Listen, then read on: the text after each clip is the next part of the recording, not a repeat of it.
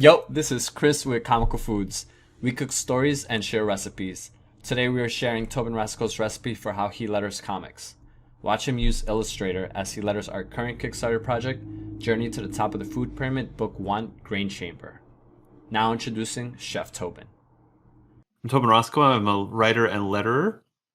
Been working in the indie scene for about 6-ish years now. Putting together stuff with clients and with my wife. We make Crown and Anchor, and I've had a couple of Kickstarter books come out earlier this year.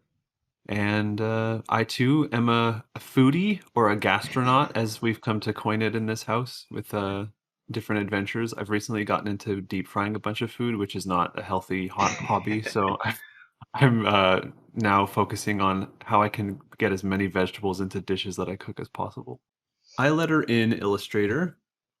I was telling Chris the story of when I started lettering, I was doing it in Photoshop because that's what all the other artists I was collaborating with were using. And then I was reprimanded by Ed Brisson, who was a letterer and is now a Marvel writer, and he taught me how to do things in Illustrator.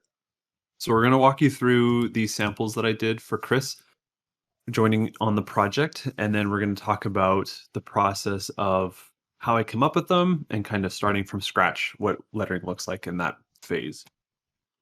So I typically do 3 to 4 samples when given a new project, mostly to work out my own view for it. I'm the type of person who I can picture it pretty well in my head, but of course things will look different when you have it on the file and working together.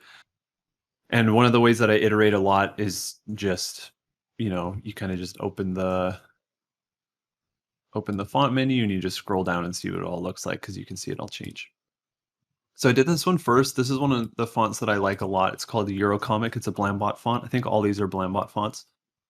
And I like it because I haven't used it in a while, and I like it because it's cartoony. I thought it would kind of match the style. It's a little bit wonky. It has a little bit of a stark personality to it, but I don't think it had quite enough oomph in the long run.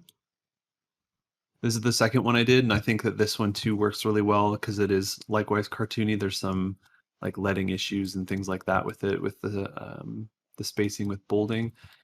But then this is the one I came to finally, and what I like about this font is that it looks like it's written with like a calligraphy pen almost because of how um, like the curves and the lines on like the M and stuff are different, right? So it too has a great personality. And when you bold it, it gets like really in your face. And so this is the one that Chris ended up choosing. And so we're going to work kind of retroactively, and I'm going to essentially redo this page and talk through some of my design choices and why I did certain things that I did. So what we're going to start with actually is building the template, and then I'm going to put the page back in and we're going to essentially do it from scratch. So what that means is I need to remind myself of the dimensions. So 7.25 by 10.25. Okay, so what we do then is we make a new file.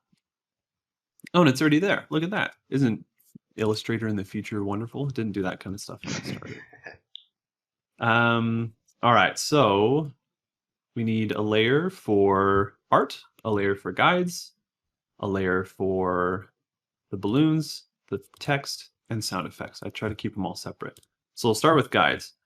So guides are what you do for bleed, and meaning that everything that's outside of that line will be cut off. And I think that's the right size, right? Yeah, that looks right. And then, so that's 7 by 10. So then you have this size. I'm not good at doing math vocally anymore. So that will allow us to give that looks really small. Maybe that's not right. It probably should be that. So this gives us the safe zone or the trim. That looks better, yeah. So you can make those guides, and then you just keep them as their own layer, and you can do whatever to it and they won't disappear. They'll always be present, which is nice.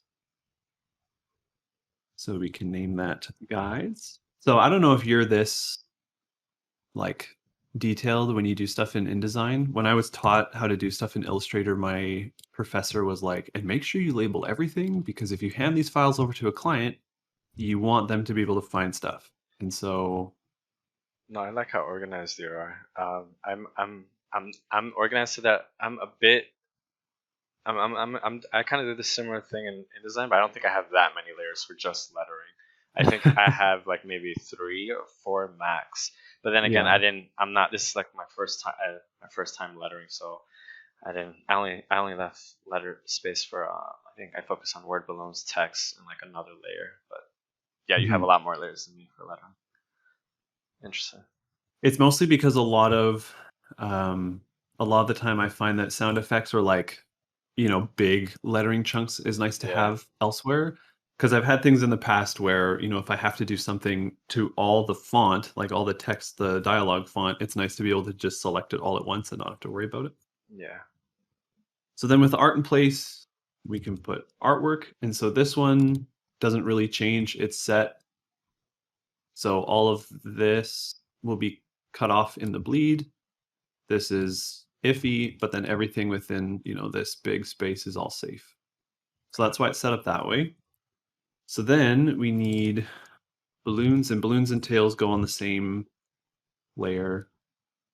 Text goes on the layer above it, and then sound effects I keep on the layer above that. So that's essentially how the board goes up. But then we get to go to the museum. So this is all of the balloons and tails and things, how I have it set up to choose from when I begin. Nice. And if I remember correctly, we kind of went around here for the balloons. So we'll grab a chunk of those. We'll grab the font because it's sized properly. And for a lot of the choices that I make for fonts and like sizing and spacing and whatnot, a lot of it comes from professionals. I've asked specifically, I've tweeted creators and said like, hey, on this book, because I know what fonts they are. I have a good eye for Blindbot fonts and stuff. So for this book, like, what did you use? And they'll just say, oh, it was this font, this size, this spacing. And I go, oh, perfect. All right. And then I just use it myself. It saves a lot of time because when I first started, I would like print some pages, but of course you're printing on 8.5 by 11. So if you don't know what you're doing, things look wonky and it's just a big headache. So that goes up there. And then this is typically the main range of tails. There's some other things we might need. We'll come back if we need them.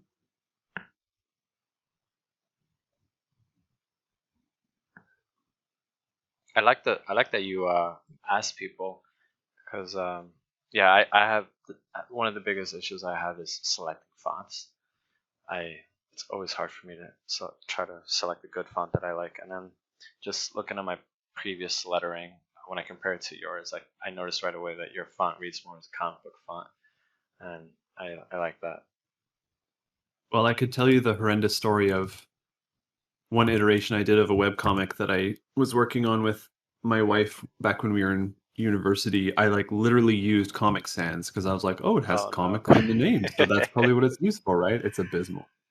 uh, I was thinking about using Comic Sans for my website stuff, but that I was thinking about doing it on purpose just to be funny, but nah, I didn't go with that.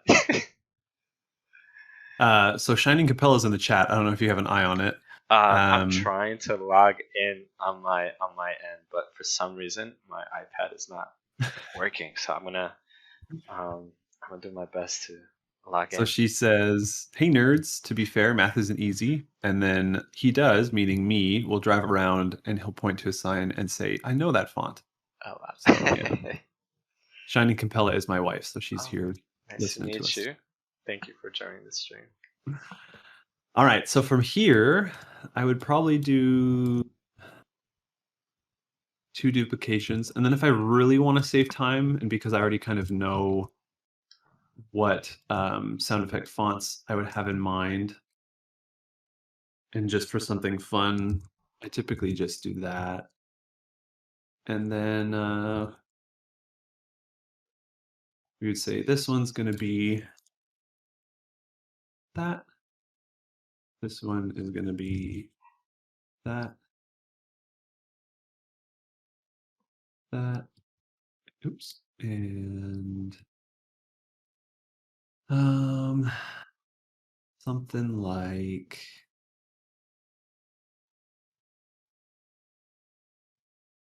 probably this. And then that way I don't have to remind myself of the ones that I like. They're just there.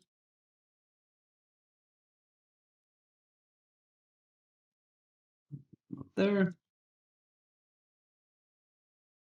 So yeah, we have tails, balloons with the fonts ready to go. And so what this allows for with this variety is I can pull in, one, like if it's multiple balloons in a panel, I can just grab like the 3 I need and leave them to copy and paste in the text. And then depending on, how the text shakes out, you might need a rounder one, you might need one that's a little bit more TV style. We'll talk about that. And then different lengths of tails, different styles, joiners. This I use for going out of the panel, but I think that's basically it. So from here, I would save it as a template. And your project, have what did I short call it? I always have nicknames because I abbreviate all of it. Nickname for the project? Yeah, Is it I don't food remember what I pyramid? called them. Pyramid. Yeah, the food pyramid. That's what I called it. That's it. And so we'll save that.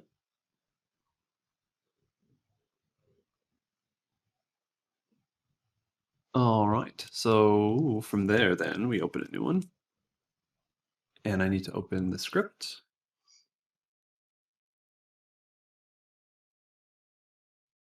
But I can't remember what I bookmarked that as either.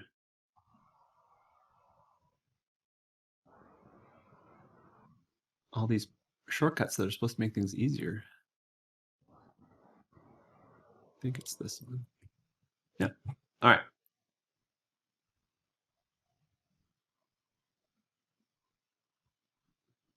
Okay, so we have the mom talking in the first panel. So 1 balloon, 2 balloons, 1 balloon. And I think how it's there and then there, right? I don't remember. It might look a little bit different than what what the other one started with. That one, no, maybe there isn't one there. So at this point then, once I know where everything's supposed to go, just paste in from the, oh, there is the one there. From the script. So the script I just have on a separate screen. My life completely changed when I realized how to work with multiple displays. I don't know when it was when you started, but it was pretty late into my university career where I thought, wow, this is like revolutionary in terms of productivity. Yes. Because I used to do everything on a 13-inch iMac. Oh no. And so, having Illustrator open takes up the whole screen. And then so you like couldn't watch anything. You couldn't even see the script. I used to do a similar thing for when I was in college. I just work on my laptop, and it wasn't until I started working after I graduated that I went into the office and everyone had at least 2 screens. Mm-hmm. And I was like, why are they working with 2 screens? And I sat down and I started working on 2 screens. And I was like, oh my god, I should have just been working on this like my whole college. But yeah, I was working on a laptop with 1 screen. I was using InDesign, all the 3D programs for architecture and everything. Yeah. Now at my office, I do 3 screens. I have my laptop, and then I have 2 externals. So that's nice. I mean, it's too much. I don't ever need it, but I feel like Batman a little bit, and it helps. Be like, yes, I am productive because I can see everything. Yeah. All right, so this is just me going through with. So on this project, I have a little bit more freedom to do bolding. It's not as like tightly scripted, and what I mean by that is like, there's collaboration, possibilities for collaboration between everybody. So going through and knowing kind of the situation or the scene, I can bold things. Oops. can bold things where I want them Oh to yeah, kind of think with how I flow, or think depending on how I think it would flow. yeah, we can talk a little bit about that. So I remember you telling me how you usually have everything usually written out in a script, and you have I guess the writer tell you what they want bolded sometimes, and then other Mhm. times you have more of a collaborative process where they give the script, and then you build everything and you recommend what goes where. So I think we're going with that process because when we added Tovin to the project, I was lettering it myself, and so I didn't clean up my script. And I didn't want to go back in there, and it's like, I mean, I am going back in there right now and cleaning up the dialogue, but as far as like bolding and everything, I didn't have any of that in my script, so I think it was easier just to have Tobin collaborate and him take the lead on that. And I like what you're doing. To be fair, I don't really go back and clean up my scripts either, especially for dialogue. Like Yeah, I've been having this kind of conundrum of what do I do as a hobby? What are things that I like that I do in my free time? And my wife's always like, "You can go back and edit all these scripts." And I was like, "Ah, that doesn't sound like something that's appealing." I And had even today, this afternoon, there was like a 4 or 5, it might have been, I think it was, no, it was like a 7-page sequence. I went back and just re-dialogued the whole thing, even though I already put in like the initial bit that was in the script, because I consider myself a decent scripter in terms of panel layouts and, making sure I know what emotion they're having and stuff, but I really can't visualize the dialogue until I see the characters on the page and same what expression they have, same here. and that kind of stuff. And like, yeah, the scene was like a half fight scene, half um like they're setting up this kind of like a structural plot, meaning like the building is slowly collapsing as different support beams get broken up and stuff. So it's it wasn't something that I could really figure out until I saw how Hilaire put it together, but yeah, it came out pretty nice. Okay, so that's the gist. This is the one panel where I took a lot of liberty from. So because the comic has this cartoony style, and they're like literally they're eating a pyramid of marshmallows, and it looks like food from Hook to me a little bit. Hmm. I thought rather than the mom just shouting or even using a different font, why don't I do a burst balloon? So I'm going to demonstrate how those look right now. And it adds a good amount of character and kind of just like added emotion, I think, to the book. And so if I remember for these, I made them kind of pink. So typically, because I'm not the greatest with color, when I have to choose color, yeah, that's too light. I'll typically start with just finding what colorists have done to fit into the palette. So that pink is going to be too pink, but that purple, I don't love it. So I start with something that's on the page, and then I'll try to find, no, I need more. Let's maybe we'll see what happens. So burst balloons are really simple because, and yeah, I guess I'm not really talking about shortcuts because I'm doing a lot of stuff with like keyboard and Illustrator actions that you can't see. So for example, this is technically 2 different shapes. And if I hit a button now, they're 2 shapes, right? You can see the tail came disconnected. Oh And if yeah, I hit a button now, they're 1 shape. That's a compound shape. So that's how I was taught to join the balloons and the tails together, is to make compound shapes. Because if you're making, if you do something like here's what it is, and then you use Pathfinder and you unite, and then you say, oh well, I'm going to keep lettering, and then you realize this needs to change, you can't do anything. You have to go back all the way and then separate them, right? So by yes. doing a compound shape, you can dictate, oh, I need to move it to a new direction, or change something up. I'm going to break it apart, make the changes I need, and then go back. So And what's the what's that's what the I what's do. the pro what's the how do you make the compound shape? Like, what's the tool called? So you would go to Object, Shape. Nope. Oh, okay, here it is. Compound path. Is that it? Is it not that? Wait a second. Because I have it shortcutted. I don't Yeah. even remember. I don't remember where to find it. So we have them together, and we go to compound shape, and we make it. No, that's not right. I know what you're talking about shortcuts. You forget you use the shortcut so many times, and you forget how to originally make it because you just use the shortcut. Make compound path. No, that's what we just did. What is it called? Compound shape. That's weird. I don't know. I never used this, so this is the first time hearing. Path. Show. No, that's not it. Let me see. Select. Is it through select? Object? So it says Wow. you can create a compound shape by selecting the desired objects and then heading over to Pathfinder's advanced menu and hitting make compound shape. Ah, there it is then. Yeah, so it is that. Got it. And you just created a shortcut for that specific command. Yeah. That's awesome. then I let's- did not know about that. I'm gonna say. So yeah, I can show you actually all the actions I'm using. So merge, compound shape, add, unmerge, release. Hold on, let's do this. There you go. So these are all of my lettering actions. So to merge, so that's that one. So it just goes up to merge. Unmerge, just happen, jump down. Align, that's one of my favorites, is it'll center to each shape. So something like the text. So it's like, hello.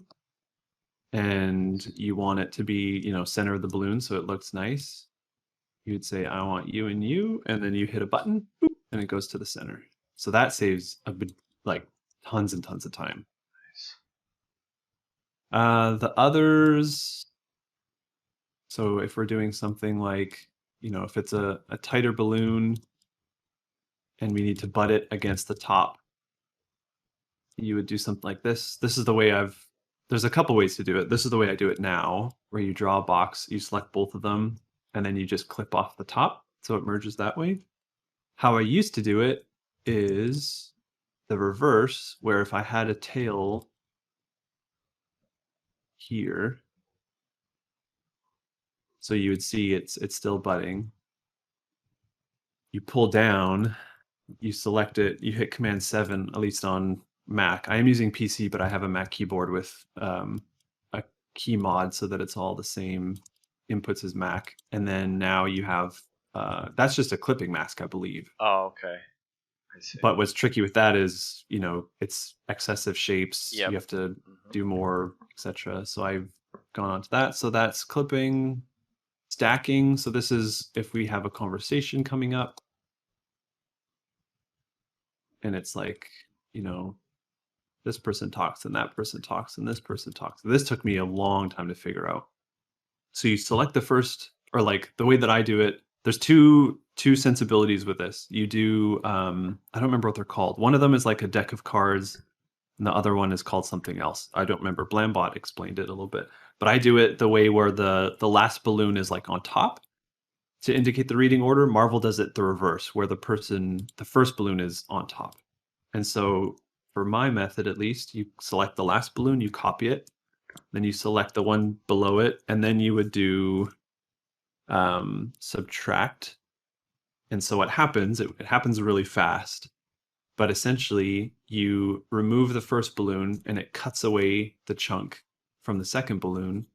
But then because I have it set up so that it pastes the first balloon back in front, you get the balloon back. And so what you end up with is that. So then if we finish the sequence,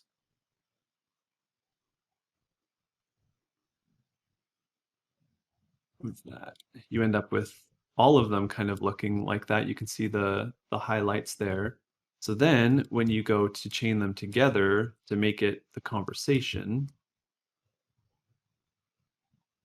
and this is just very crudely done, they don't overlap. That one got moved a little bit. Whereas if you did that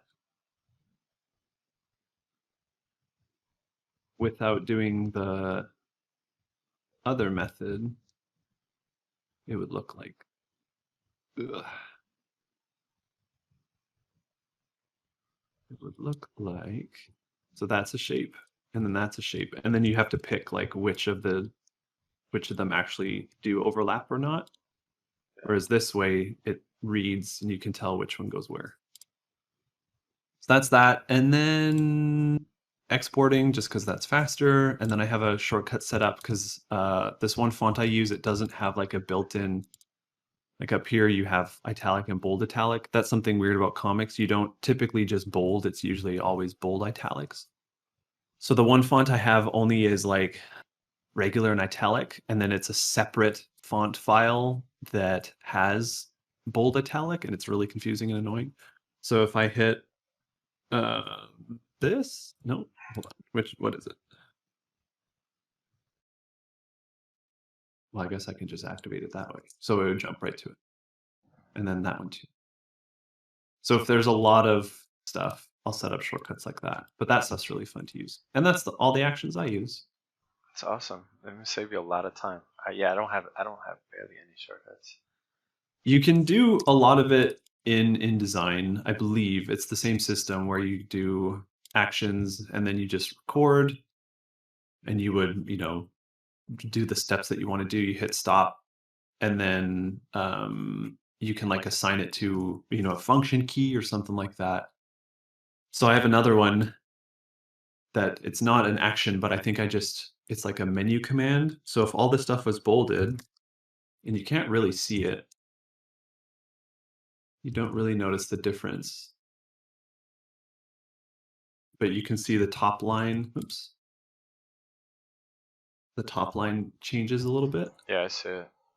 So that's just removing all of the capitals, because sometimes people script all in capital letters, and that makes like you'll show up with these situations, which is not how comics should be done. So then you just go boop, and of course that does have some penalties because then you got to fix the ones that should be proper crossbarred eyes and stuff. But very cool. Yeah. All right, so back to this.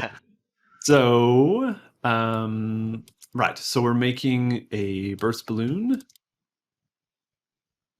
and what I've kind of adopted lately, and I stayed away from it for a long time, is using like the warp commands just to add a little bit more of like a dynamic appearance to sound effects or shouting or stuff like that needs a little bit more character. And so I'd take something like this, right? So you want it to be readable first and foremost.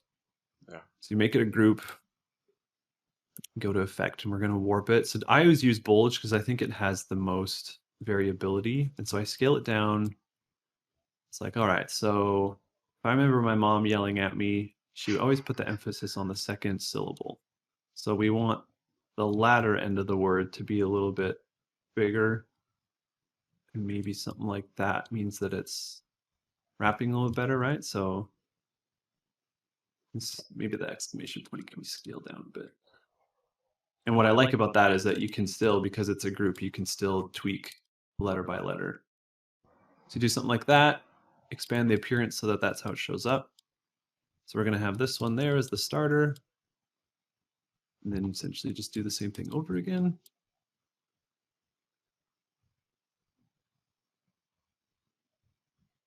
And this is the stuff where it's lots of fun because, I mean, it's essentially a sound effect, right? And so you're getting to play with a design that typically, I mean, it has rules, but it doesn't necessarily have rules. All the different people that I've had portfolio reviews and stuff like that, they're always like, oh, make your sound effects bigger and more dynamic, like push it harder and do more things with it. And so, because when I started lettering, I was like, no, you need to make sure it's readable and not, distracting and stuff. But they were quite wimpy. I love how you're keeping like the legibility of it is important, because sometimes I see sound effects that are they distract from the art sometimes. Like I'm not too big.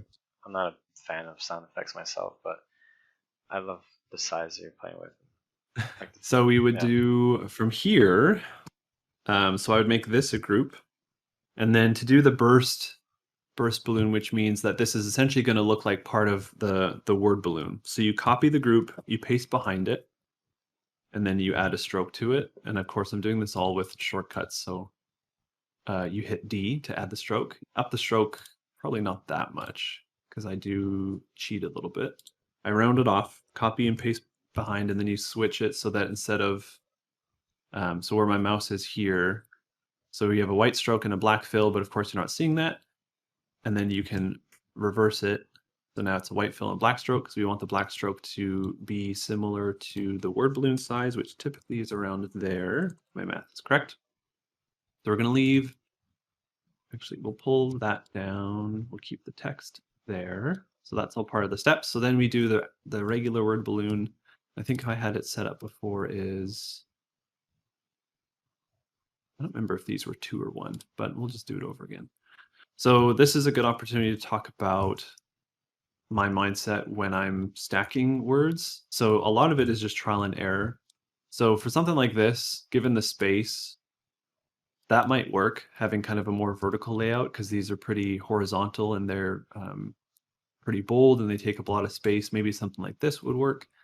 You could also keep trying and say, I think this is actually what I ended up doing, is I'm going to split it because that reads nice. And you could say no capes. Doing that so you have the emphasis split up. So then you have 1, and then fold this. So this kind of makes it, right, then more of a horizontal balloon possible.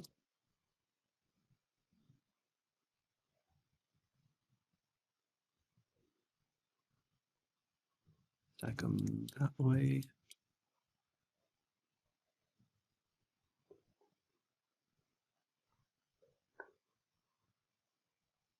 And then something like, yeah, see, that's what's tricky is you could put it there as long as when they merge, they look okay. So I'd probably do something like this. And again, this isn't final by any stretch, so I'm going to freeze that layer. And then all you do with this is you just tuck it behind. And then you find the white layer. Wait, so you bring it all up. So tuck the black one behind. There you go. And so all you're doing there is you're just kind of organizing, oops, you're organizing the layers in a way that it's kind of an optical illusion in a sense, right?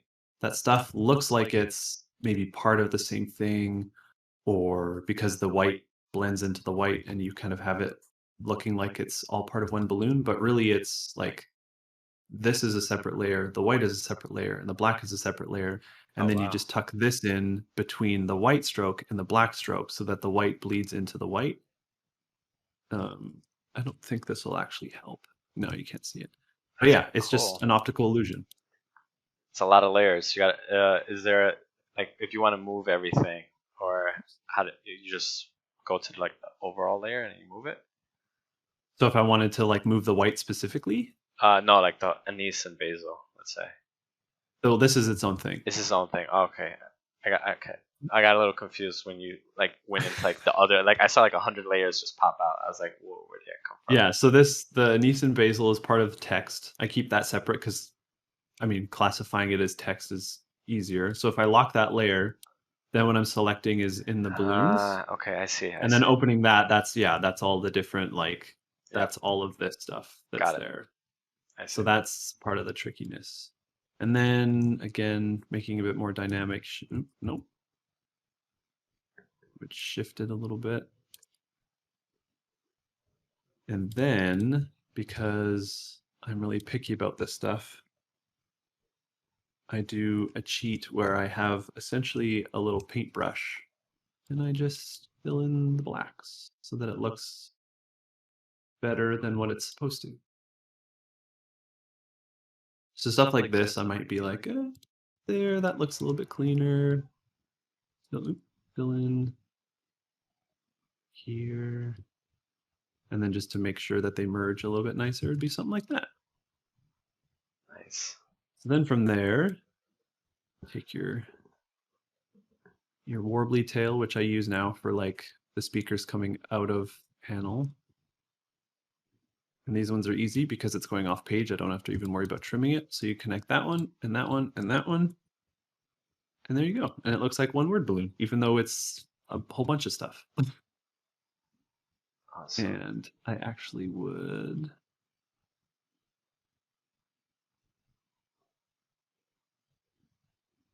I think I just need that.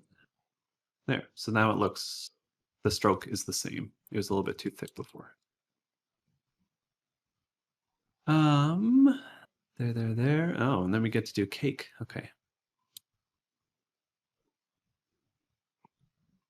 So with the cake balloon, this is a really fun thing. So this is how we do, it might also be called burst balloons. I don't remember. There's things that are called the same thing, but they look different, or maybe I'm just misremembering. So for this, essentially what I'm talking about is something like,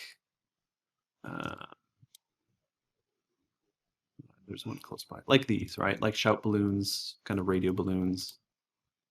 And so you can see here that there's 4 anchor points, so these dots. And that's what essentially makes vector objects possible, is essentially it's just math and geometry, right? So a line has to come through this shape, or this point and this point, which means it's going to curve, et cetera, et cetera. That's all it really is just math that's visual. So you want to add anchor points. So now we have them split. You do it again. This is something I also need to make a shortcut for. So this is typically the amount of anchor points that I end up starting with. Then you go to pucker and bloat. And you go down, and that's when you start to get those points. Oh, that's awesome. Oh my god, I would have been like, picking each point and like playing with the curve. So then again, we make it a little bit more dynamic. And I think for this one, I use my preset color palette. So I was reading, I think it was an interview with Pat Brosu, I believe. I can never remember how to say his name. But he letters a bunch of stuff at DC, and he lettered Birthright at Image and stuff like that. And so he talks about how at DC he letters mostly everything black and white. But because he's so familiar with the color palettes, he kind of just picks like yellows or maybe some blues, but often a lot of beiges because of how the palettes work out. And so I keep a selection of that kind of stuff here. So for this one example, we would say, okay, we're going to keep it yellow just to start with. So then from here, because we don't want it to look like that necessarily. So this is the way that I would think about the situation, is I would say, okay, we need a tail that's going to have to go to her mouth. So probably here is the best opportunity to connect the tail. So I'm going to get rid of that point. Then, because we don't necessarily want things symmetrical, I would probably get rid of this one and then that one, and we'd keep maybe those 4.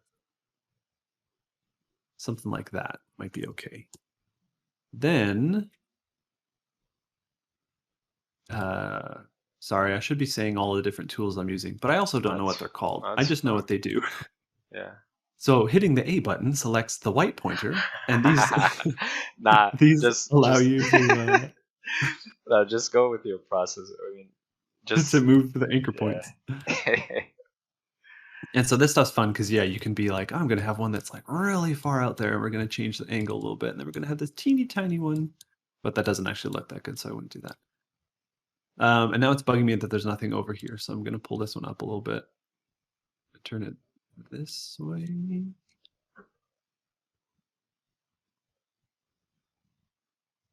Oops.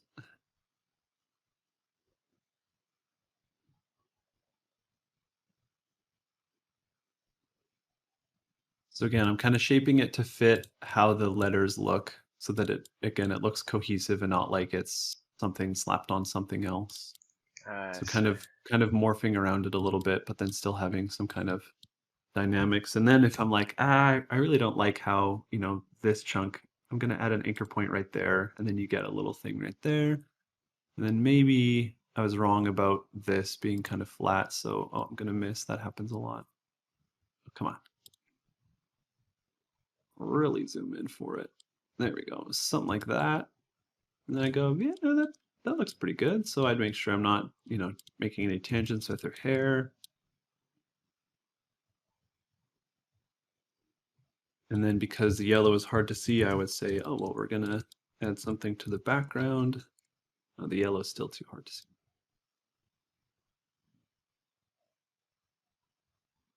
Offset it a little bit. Again, more dynamic, and I think it ends up with a more interesting stroke shape. And I'll talk about what I mean by that. These colors are not working well. No.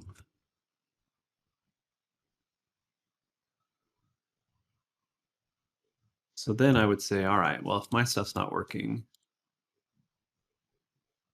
it's definitely not.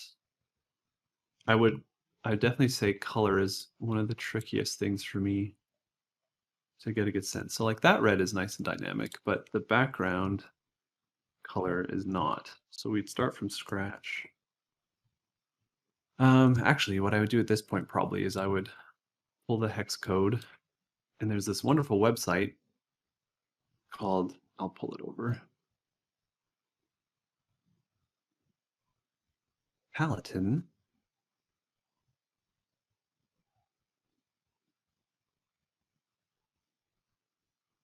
All right. There must be a huge delay on Twitch because I'm waiting to see the window show up, but Nah, maybe it's it's not.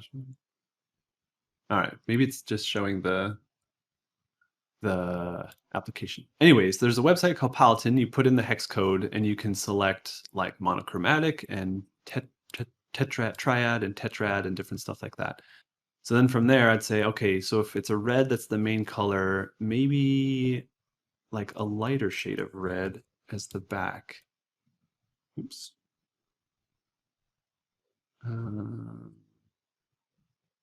Put that in. And then a lot of this is just experimentation. Yeah. Of making something looks good. And so even this, I'm like, no, it's too, it doesn't look bad, but I want something a bit more dynamic. So I would probably take this one.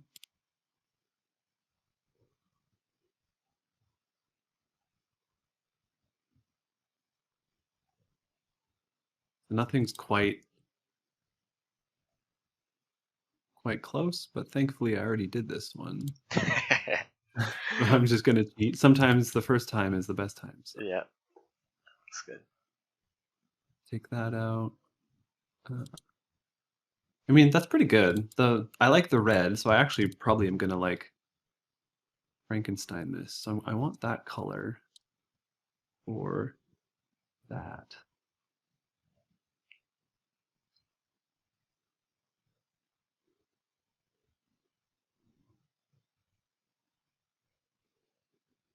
You work fast. I remember using Illustrator back in school. I was never this fast. Well, this is 5 years using it. That's why. And then you add in the tail.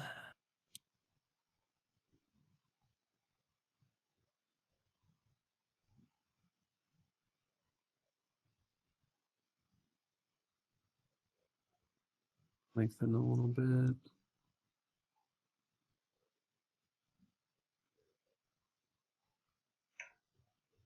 And yep. So that's version 2. And that's version 1. So hold on, I'll do some.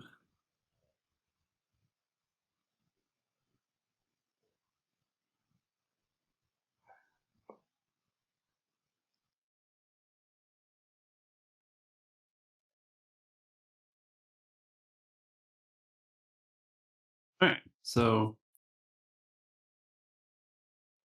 basically the same kind of choices. So I did end up using a different font. I think this font and the cake font are the same, but I like, again, how this is kind of more cartoony. Yeah. Balloons are stacked a little bit differently.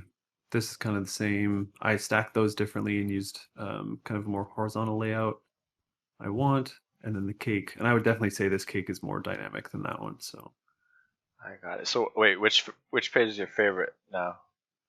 this newest one. This newest one? Okay. Yeah, I like the Nice and basil. How it's how you transform that. I like it with that color. It's cool. Yeah. Thank you so much for sharing your process. I learned a lot. I did not know about compound shapes.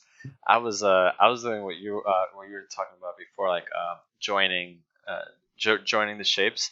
But then once you do that, it's very hard to edit the tail if you want to move it. And so I was doing that in the beginning, but I was doing that on InDesign. So it's amazing to see your process as you letter live. Very cool. Yeah. I'm very interested in seeing how you're gonna letter the speech bubbles from the Sugar Fairy, because one of the things that I was working on when I was lettering those pages was I decided to go with a different type of word balloon and font for the Sugar Fairy, so it pops. You know what page? Like here? Yeah. I think as the second page, I think it was the first spread when they were like going into the pyramid. So I think it was the page before this. After they fall asleep, after they fall into the food coma. So yeah, that'll be like the first bubble of the Sugar Fairy. I guess in this area it's kind of small, and he's only going to be saying one thing. So, but I would love to see your process, how you tackle that, and what your design thoughts are going to be about it. Because I don't want to influence you just because I did. I don't want you to do that. I want you to like tackle it from like just from zero. But before we go into that, I want to man, you're like, if I went into InDesign right now, like, people don't letter in InDesign. Like, I just saw Tobin letter on Illustrator, and I already know that Illustrator is the way to go. I was just trying to use InDesign because I was working on setting the book on InDesign, so like the actual book design, because I'm doing like the comic book recipe along with the comic book story, and InDesign is just has a few things that are nice about it, like setting up shortcuts and paragraph styles. Does Illustrator have paragraph styles? I think they would, because they should have a text. That's in character. Hold on. Alphabet is hard. I don't know if they would have paragraph styles. I think it might be an InDesign thing then. Yeah, it looks like it might be an InDesign thing. I'm not sure. I'm not too familiar with Illustrator, but I know for InDesign we have paragraph styles. So like when here it is. Oh, there you go. Oh, perfect. So then in that case, I'll be using Illustrator then. Yeah, because I use paragraph styles for InDesign. Yeah. Yeah. I think we should continue with the Illustrator, because my InDesign skills are very basic, and I already realized that I should be using Illustrator for this type of stuff. But in this case, I'm not lettering anymore, so I'm very happy that you're on the team and you're gonna take care of that.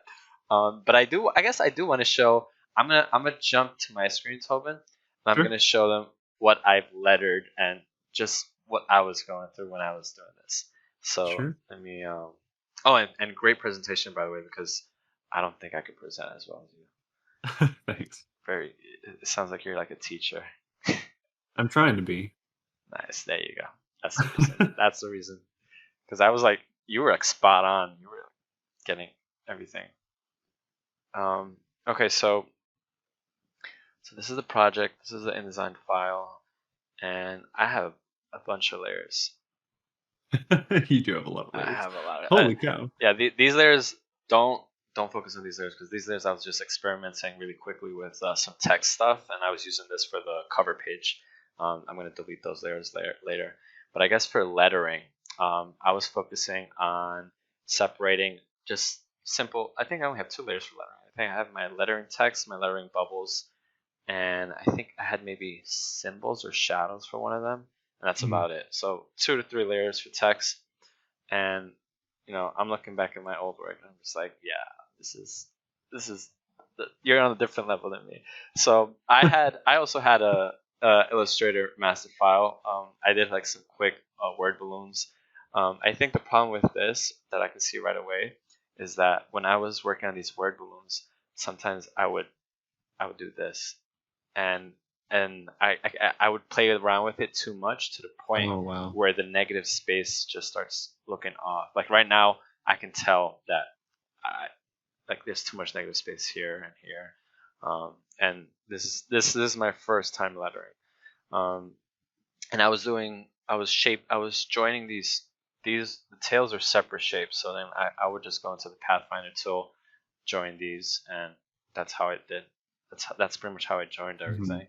Yeah. The compound shape thing sounds amazing, so I'll definitely be using that next time if I ever letter.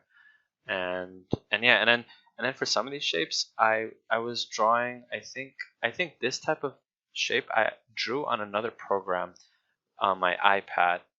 It was not Procreate. It was a different. I have to look up the name. It was it was called Concepts. So Concepts, I think they work with vectors. So I was able to draw a nice vector line in Concepts, and then I would export that file into Illustrator, and then I'll just like add the nice tail with this shape right over here. And different workflows. Most of the balloons were made in Illustrator, so then I just copied and pasted them. You can copy and paste vector stuff from Illustrator into InDesign, and then I just made sure they're all in my lettering bubbles layer. So when I hide everything, it's just you just see the text. And the text itself, we're working with paragraph styles. So I wasn't sure about the font. I just picked the font and started typing. So if I ever wanted to change it, I could just go into my paragraph styles, go to my basic character format, and I could change the font. Let's say I don't know, Calibri, and it changes all the fonts on every single page. So if I have 30 something pages, it changes all the fonts that have this paragraph style. And it can change text size and everything. And I knew I did that because I knew I was gonna play around with the font, because it's really hard for me to select font in the very beginning. So I knew I was expecting change. And then when I went to the next page, this has its own paragraph. So this is the lettering paragraph style for the Sugar Fairy. And then here just different font, I think a different size, and that's pretty much how I worked. That was my flow. When I look at it though, like I can see why you definitely would use Illustrator. I would use Illustrator for lettering from now on. And yeah, what do you say? I was just gonna say, like we mentioned, like I think it was the first time we were chatting. I've seen people on Twitter using InDesign to letter manga, and I don't know if that does have more affordances for that specific medium, or what it is. But I saw that and I thought, why would you want to do that? But it's the same way. Like I know people will letter in like Clip Studio Paint just because they know how it works and stuff like that, right? So it's like, I guess it's tricky because the main reason why you don't want to do anything with like pixel-based lettering is, I mean, there's a lot of reasons why. Yeah. But yeah, I thought, if it works, it works. But there are conventions that should be followed. Dang it. Yeah, I think InDesign is vector, right? It's vector. It is, yeah. It's vector based. So that's one of the main reasons why I was using it.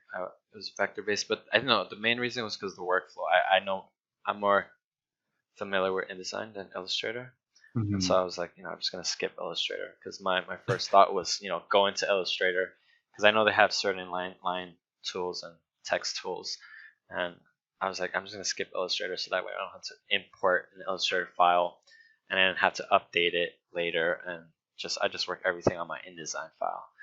Yeah, that's fair. Yeah, that was my main reason. But now I don't have to worry about that. Now I just have to you just watch you do all the work, and I could just import the Illustrator file over the art file, and we're good. Yeah.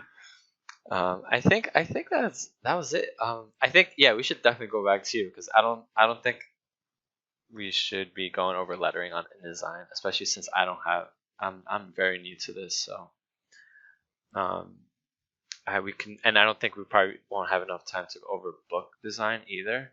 Like I have, like I'm Wow, right yeah, it's now. almost done. Holy cow. Yeah, I have a bunch of pages that I'm working on. So this is the comic book recipes stuff, and this is where I was trying to Ooh, design fancy. how the thank you, trying to design how the recipe section of the book is going to look like, and the recipe section just showing our process. So we're going to go from step 1 all the way to probably step 30 or something, like from idea all the way to the final book design. And it's going to be showing a lot of concept art, how we created the pitch, how we got the team, and a lot of it is concept art. We focus heavily on concept art, so you're going to be seeing a lot of this. And right now these are just placeholders. I gotta design this in a nice way. But yeah, but I think for tonight it'll be good to focus on lettering because I love watching you letter, and I learned a lot just from the first page. So I'm gonna switch over to your screen now, and Okay. hold on, let me just how do I do this? Okay, all right, where are you? Ta-da. Yeah, all right. So we can talk about like alternate character voices Oh, and wait. how that's part of like a weird part of lettering. Um, so Wait, you what know, happened? You just did something? How? I see. what? Okay, never mind. I'm sorry. Go ahead. Go Okay. ahead.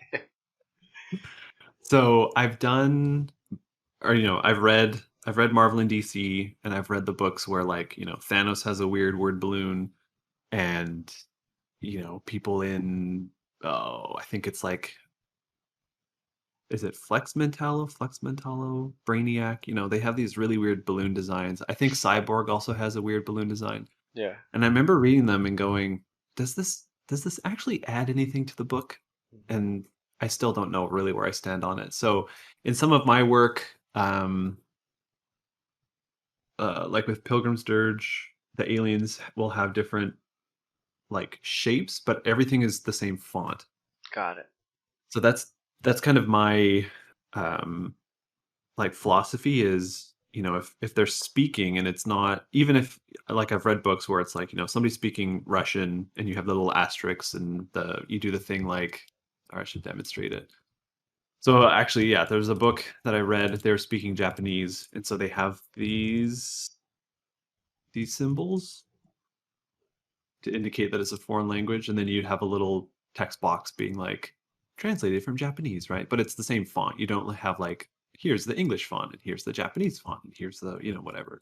So anyway, so approaching this kind of thing, I think back to okay, first of all, what do the big two do? Well, they do something to differentiate it, but it's not necessarily like I've seen stuff where um, they use the the fill area of the balloon to do something like really funky. So it would have like a swirl, right? Or something, and Yeah. et cetera, et cetera. So immediately I'm like, okay, well, if this is only going to be used for this character, then probably associating it color wise is going to be the easiest thing. Mm-hmm. So you have a blue, you have a white stroke, and then what that would result in, and I probably would use a separate tail as well, but you would just do basically.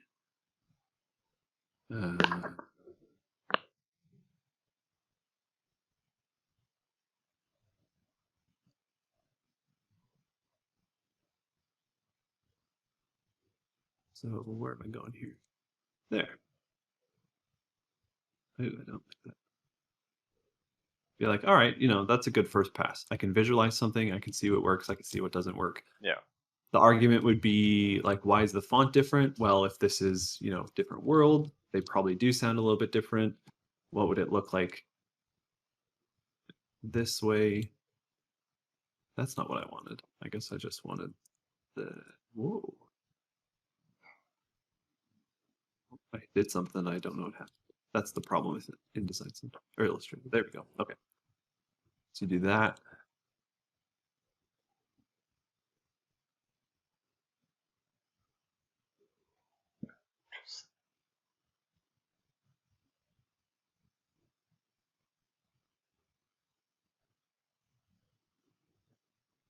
I don't love it like that.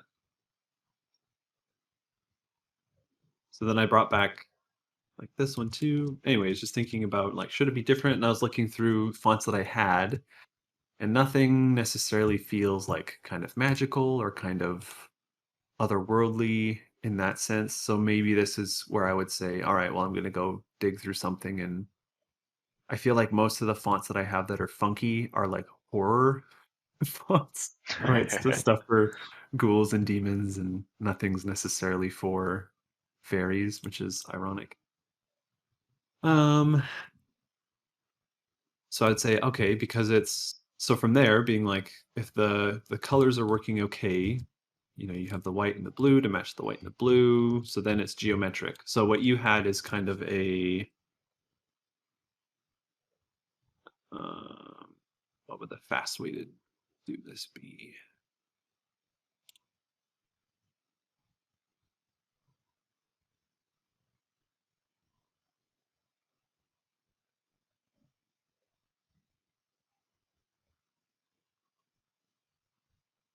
That's not exactly how it looked, but it'll be close-ish. I guess that is symmetrical.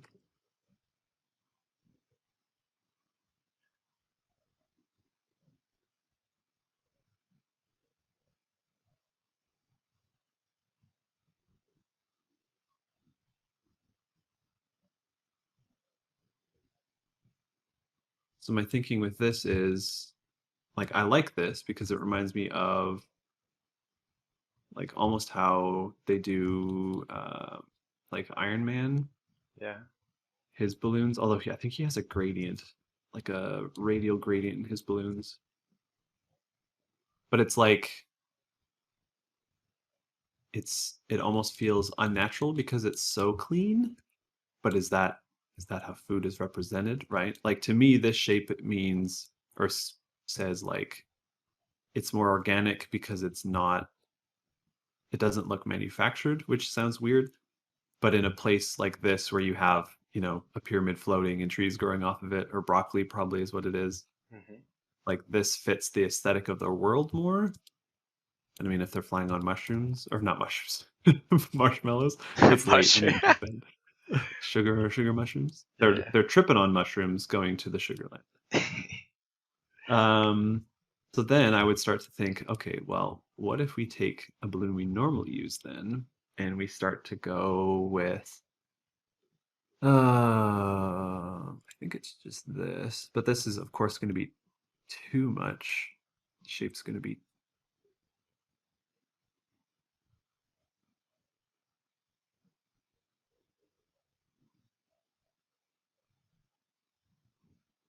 so then that again feels a little bit more. No, I still like this one more because my part of my thinking was like, okay, if it's sugar, like sugar is very geometric. Yes. But again, this, and maybe it's just kind of um, like familiarity. This, because I kind of associate this shape with Iron Man, Mm. I kind of picture like this comes from a factory and this comes from nature because it's not perfect. Sugar being, I guess, kind of both, Yeah. arguably is that. Oh, if I Um, can interject, I'm gonna talk a little bit about this. I love what you're doing. So when I was lettering for the Sugar Fairy specifically, I focused on like the character, like the design of the character, which I guess I'm more familiar with. mhm, I so we're this is a mechanical creature. okay. So immediately I was thinking like, okay, we're gonna go with a geometric shape, and then we're gonna have, yeah, it's pretty much geometric shape, straight edges, and a font that looks like a robot. Um, but then, I mean, looking at your process, I like the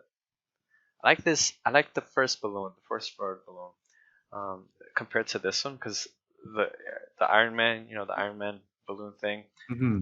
it feels really like factory made. Like you're talking about like it's just like a really like clean shape. And then the other one, it reads as it has those straight edges, but then it still reads like it gives like a rock, like a crystal. And then at that point, I'm thinking to myself like, do we want to represent like they both read as like the straight edges. I find like like remind me of robots or mechanical stuff. So like the organic thing is not reading as much, but like I love the organic. I guess the first shape is I like it for some reason. I don't know why, but I like it more than the other one now that I'm looking at it side to side. Really don't like that font. Right. And- So then as you're speaking, if it's mechanical and if this is reading well, then I would make this so it sounds so the font represents robotic, Mhm. but the shape, also kind of reads robotic, but also matches up with um what people would associate with like sugar in their brain. Yeah. Then the other thing I would think of is like, okay, thinking of color palette, you have the blue, which matches the blue, but then you have this, and I don't know if that's just the light or whatever, but I would also try doing something where I would say, okay, let's go behind and we'll pull that color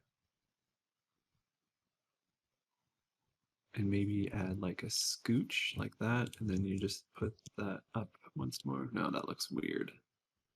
Interesting. So now you're just playing with like line colors and different types of Accents, essentially. yeah, I see. So then the other thing I would do is try to mess with this is like one of the many areas in InDesign that is, or not InDesign, in Illustrator that I'm really unfamiliar with is like I don't know how to. So I want you though to be that color. All right, we're all learning stuff. So then what's the shortcut to flip it? I don't want that. No. Oh, there's a shortcut to flip what? So to make it go like from this color and this color to essentially switch places. Oh. Option and drag. There we go. Nice. So that way you have a gradient of going from light to dark.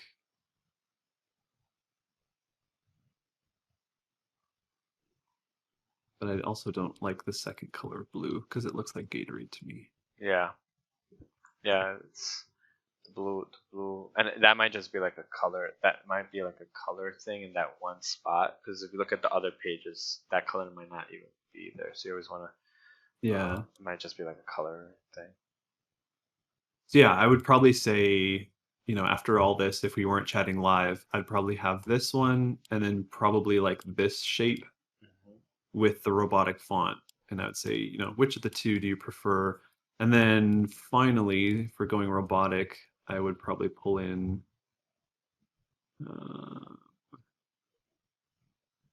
this is kind of my go-to robot one.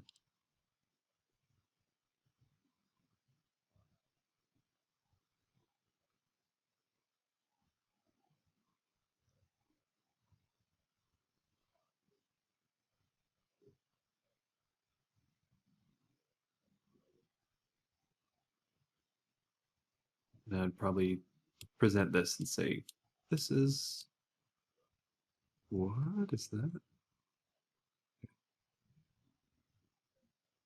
There we go. I'd say like, this is what I envision if it's robotic. But I also did like the regular one too. I don't know. That's one of the things I'm still figuring out is like, if it's not like Terminator, does it need like, what kind of robotic can have like this kind of thing to differentiate, this I envision like they're speaking out of like a voice box. Yeah. And then they're speaking with like vocal cords, if that makes sense, which is like really meta envisioning comics and like, or the lettering. Which one do you like? Which one do you feel matches the character just based off the artwork?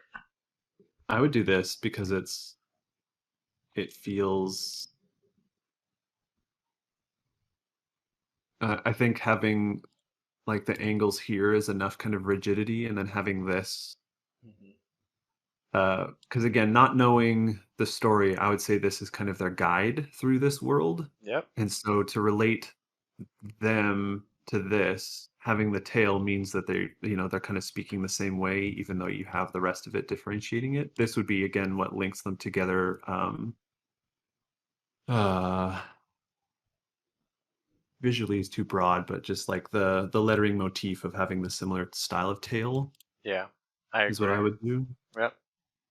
And then if there was to be a situation where they have two wrong buttons, if they're saying two things, I would take something like this, and I would do.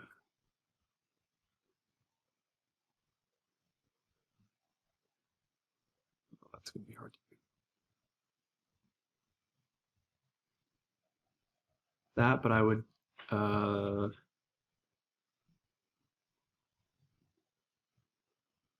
think this is no. You need more.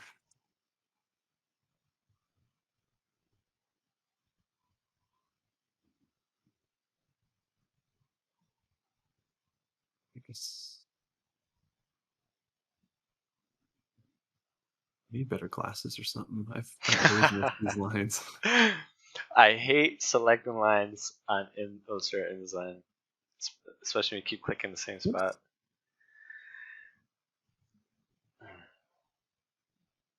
It's not really accenting as much as I wanted. Oh, what are you trying to do here? Oh, I see. Yeah, trying to make it almost like a heartbeat boop. Yep. But I think I gotta space these out more. Anyway, something like that to again add in like a little bit more robotness. Yeah. But that looks weird. It just looks like a vine. But I would probably add a little bit more character in those ones as well, Yeah. if that does read well. But yeah, so I would say don't use those.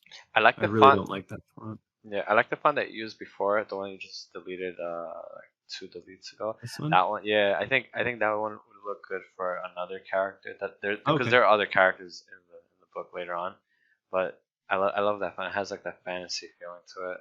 Mhm. So Yeah, I like this font looks a lot too. nice.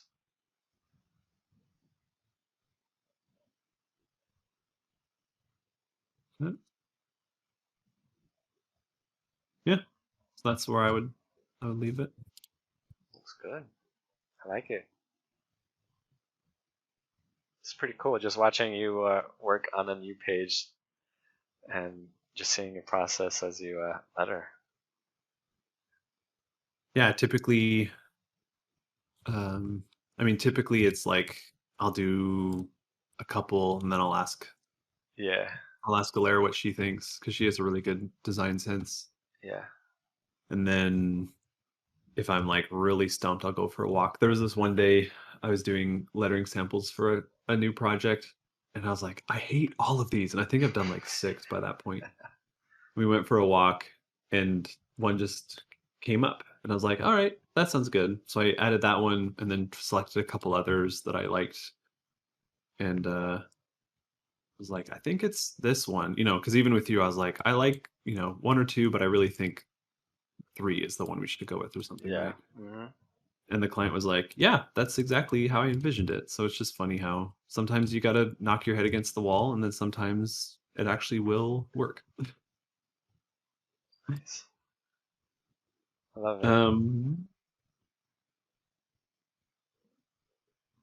We could do. How are you feeling on time? I think we're already 1 hour and 22 minutes. Yeah. Oh, we got another person in here too. Let me see.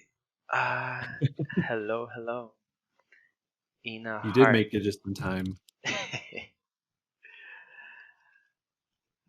just guess. barely. I I'm guess. good. I could do one more page. Probably that'd probably take us to 9:30. Okay. Yeah.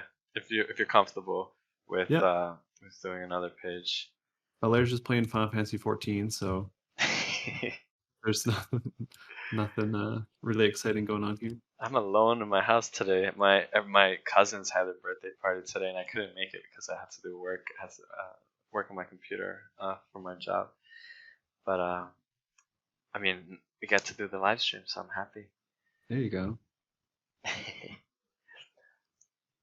No, we don't need to go. We can keep chatting, Ina. yeah, I have nothing else to do, so I'm gonna. What am I gonna do? What can I do here? Tobin, you can keep lettering. I'm gonna see if I can. What can I do? Maybe. Do you wanna? No, no. You keep doing what you're doing. Sure. I'm just gonna stay quiet and see what pages I can show or work on.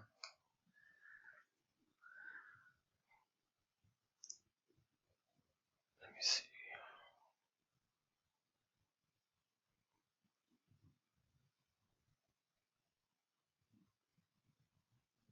Oh, you're working on page 2 right now?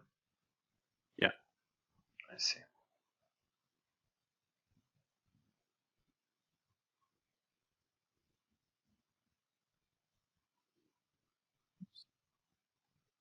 And Since how?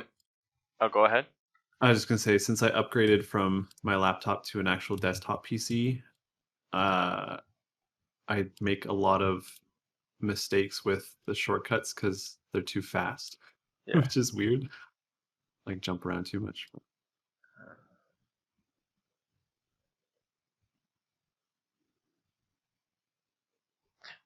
Have you worked on this page? I don't know if you Nope. did.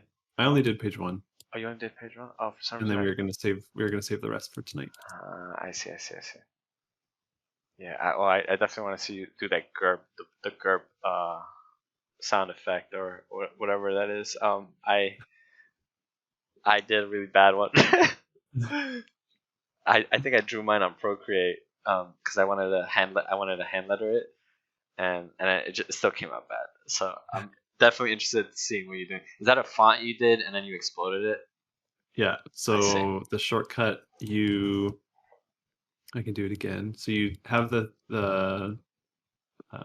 like the type selected, and it's Shift Command O, and then that makes them objects. And then you still hold down Shift and Command and then hit G, and that ungroups them. So if it's normal, you have it malleable by letter, but they're still grouped together. So do that, hit Shift Command G, and they're one by one. Cool. And those are now shapes, right? Yes. Or I think they would be considered objects. I think that's what it stands for. I don't know where they would be. Again, I don't know where to find this stuff. I just know the shortcuts. Yeah, no, it's fine. But yeah, I've thought about probably the next step for me is to start doing more hand stuff, like hand-drawn things and whatnot.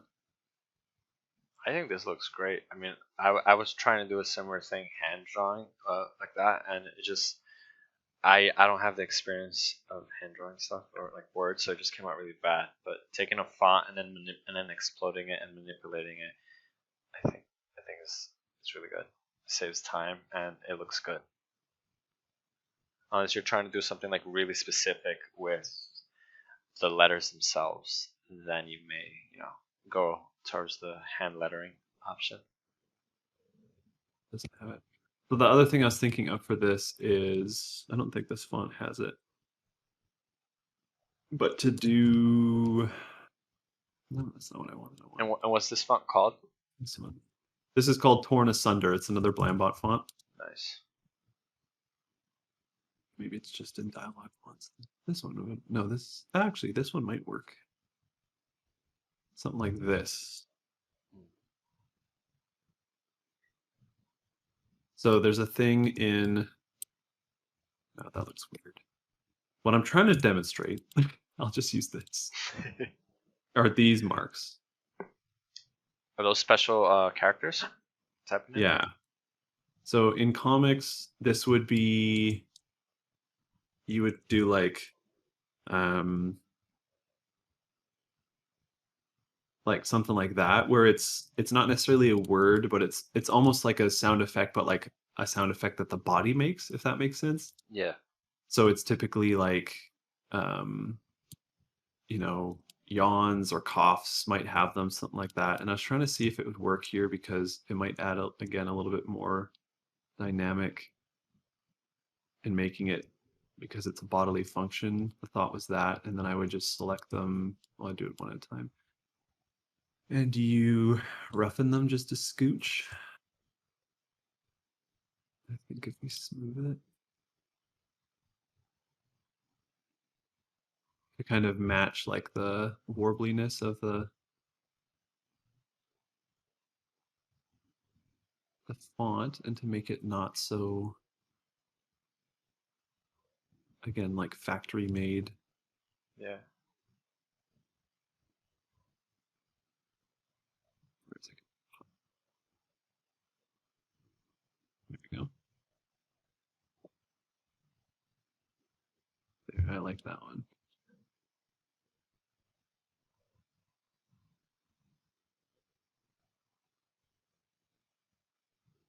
So then, You just group them? yeah, Cool. I do that before I do any. Oops. I groups, especially sound effects, I group before I do any like effects because I think if you don't, it applies to it one by one rather than a whole thing. So I guess we can try it. So if it's not grouped, but you select all of it.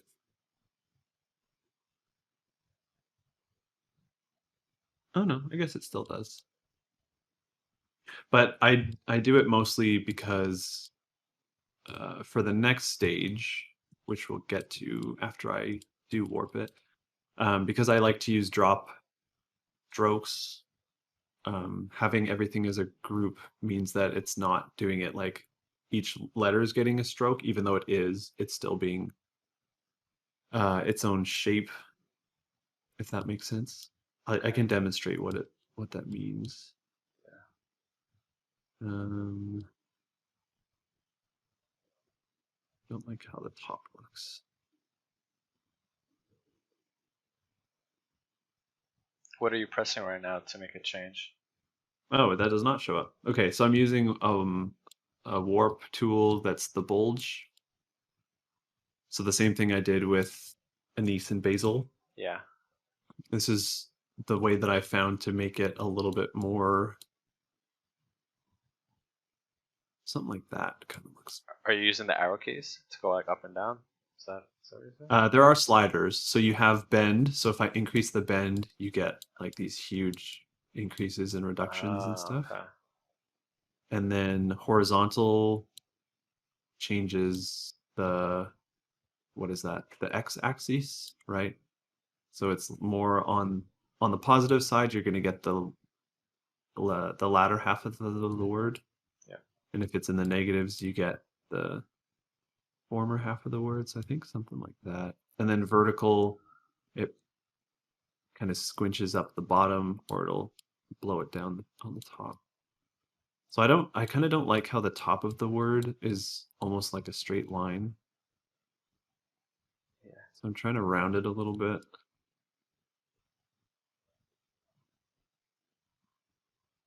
I'd say it's something like that. And then I would expand it. Then you do a drop. And because it's green, I almost wonder if like a darker green would work. Pretty blue though.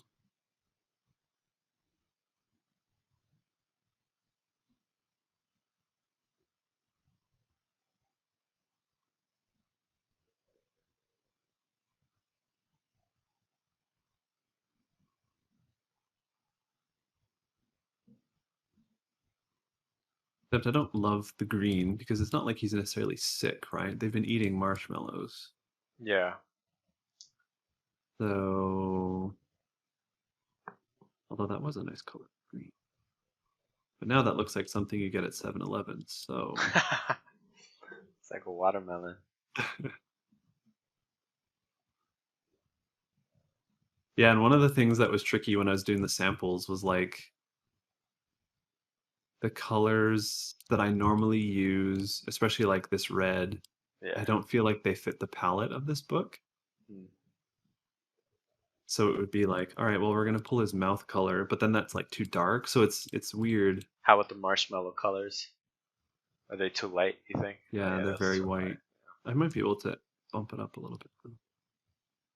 Like, There's more pink down there below.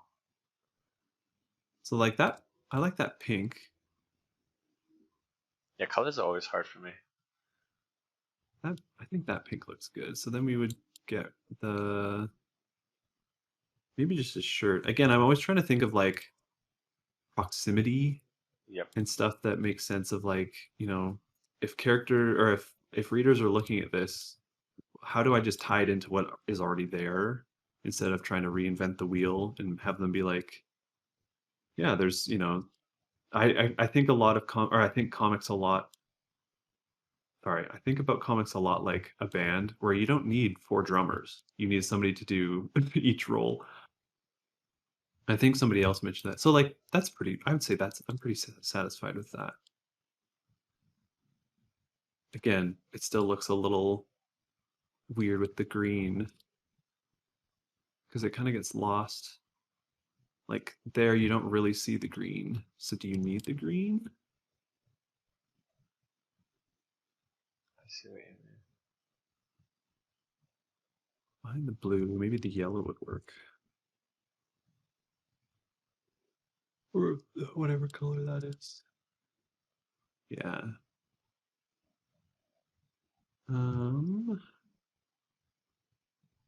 Yeah, honestly, sound effects are where I spend a lot of time, like especially with color. I really like working on Crown and Anchor because everything's black and white. So it's like, well, it's just gonna be white this time. It's gonna be black this time. I like that color.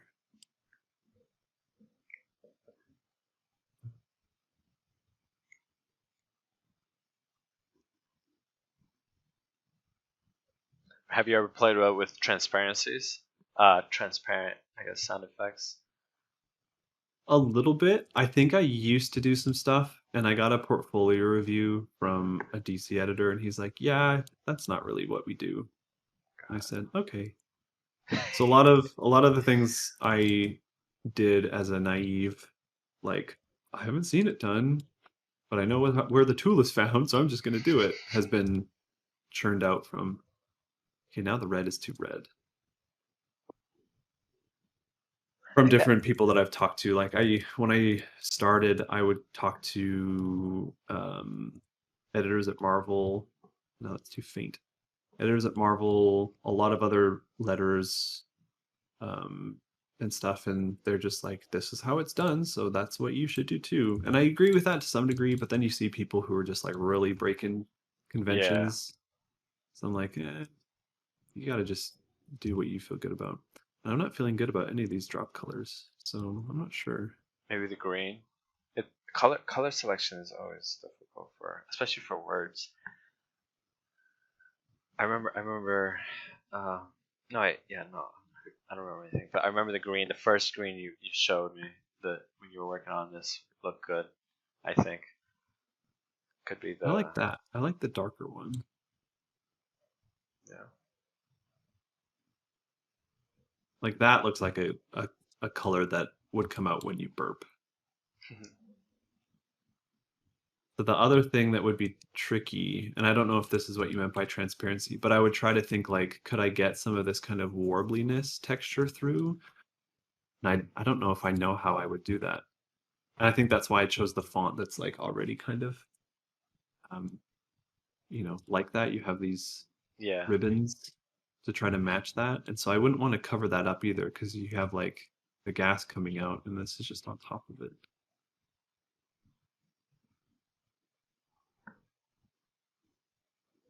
Yeah, no, I like that.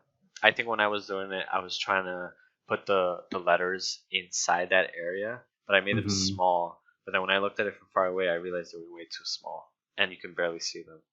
And they were in white, so it's like even worse.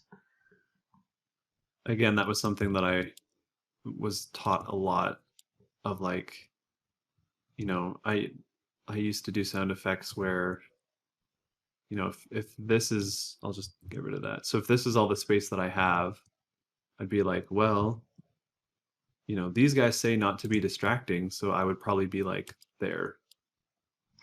That's pretty much what I did. because that's just like, optically you're like, well, yeah, you don't want it to be a distraction, Yeah. but comics have that weirdness where like, yeah, you can have a burp fill up, a third of the panel essentially.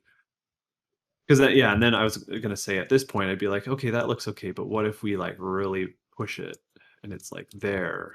Like, well, no, because then it looks like a something from like YTV, or what was it called in the States? Not What was the sure. show in the States where they dump slime on everybody? Oh, Nickelodeon. Yeah, Nickelodeon. There was a, I don't remember. They had a Canadian version of it, and it was always really disturbing. Um, yeah, so that's where I would leave that. I like the breath marks. I think that did work the way I wanted it to. That's That good. and yeah, I'd call that.